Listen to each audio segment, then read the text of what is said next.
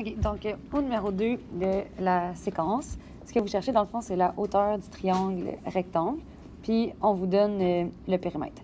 Avec le périmètre de 34 décimètres, ça vous permet de trouver le troisième côté qui est juste ici. Donc, c'est ça que je vais aller faire en premier. Donc, comme vous voyez ici, je viens de trouver la mesure du troisième côté qui est de 5 décimètres. Donc, je vais aller l'écrire dans mon schéma. Ça se peut que ça vous aide. Donc, voilà. À partir de là, il faut que tu saches que dans un triangle rectangle, il y a deux façons de trouver l'aire.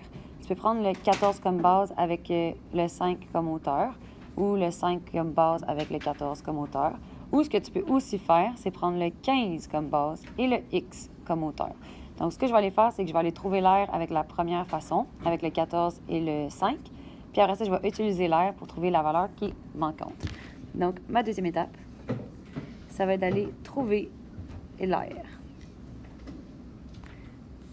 Mais la formule de l'aire d'un triangle, c'est base fois hauteur divisé par 2. L'aire, j'en ai aucune idée c'est quoi. La base, je vais prendre le 5. La hauteur, je vais prendre le 14. Et je vais diviser tout ça par 2. Après ça, je fais 5 fois 14 qui me donne 70. Donc, l'aire est égale à 70 divisé par 2. Et 70 divisé par 2, ça vous fait 35 décimètres carrés. À partir de là, je peux trouver la mesure qui est manquante, donc la valeur de x. Donc, troisième étape, valeur de x. Il faut comprendre enfin qu'il y a deux façons de trouver l'aire dans ce triangle-là. Donc, si je prends le 15 comme base, puis le x comme hauteur, puis le 35 comme r, je vais être capable de trouver x. Donc, je pars avec la formule de l'aire du triangle, qui est base fois hauteur divisé par 2. Je substitue. L'aire, c'est 35.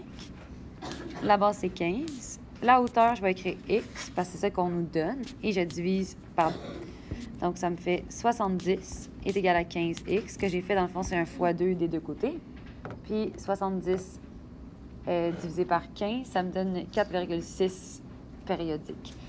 Donc, la réponse ici, x, c'est égal à 4,6 périodiques en décimètres. J'accepte ici, je pense sur Challengeo, je pense que j'accepte 4,67 arrondi. Je pense que c'est 4,67 que j'ai écrit. Voilà.